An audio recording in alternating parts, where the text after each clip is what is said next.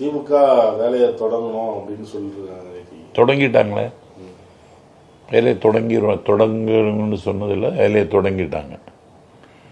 நாடு முழுக்க ஒரு ஐப்பசி மாதத்தை அடைமழையாக பிரச்சார கூட்டங்கள் நடைபெற இருக்கு. நானே டிசம்பர் திங்கள்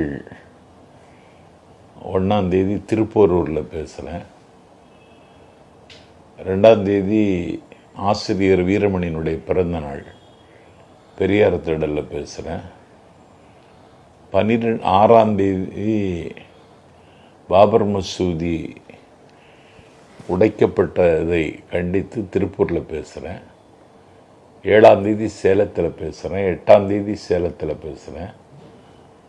12ஆம் தேதி பெருங்களத்தூரில் பேசுகிறேன். இப்படி நாடு முழுக்க பிரச்சார கூட்டங்கள் நடைபெறுகிறது. மக்களை சந்திக்கிற வேள்வி நடக்குது.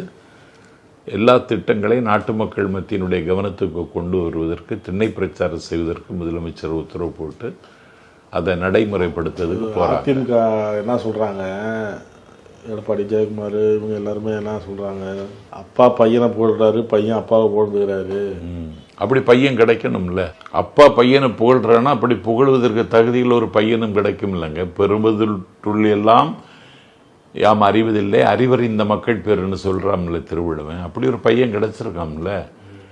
தந்தையினுடைய சுமையை, இயக்கத்தினுடைய சுமையை தன்னுடைய எளிய தோளில் சுமந்துக்கிட்டு ஒரு கண்ணுறக்கம் இல்லாமல் ஊர் ஊராக சுற்றி தந்தையினுடைய சுமையை பகிர்ந்து கொள்வதற்கு எல்லா நிர்வாகிகளையும் சந்தித்து நாடு முழுக்க சுற்றி கழகத்திற்கு காலம் காலமாக களப்பணி ஆற்றிய கழக தொண்டர்களுக்கு நிதி உதவி, இளைஞர்களுக்கு பேச்சு போட்டி, முரசொலியில் பாசறை பக்கம், நீட்டுக்கு எதிராக கையெழுத்து இயக்கம், சனாதனத்தை எதிர்த்து சமரசம் செய்து கொள்ளாத ஒரு போர், இப்படி ஒரு பையன் கிடைக்கிறதுக்கு பாக்கியம் செய்திருக்கணும்ல.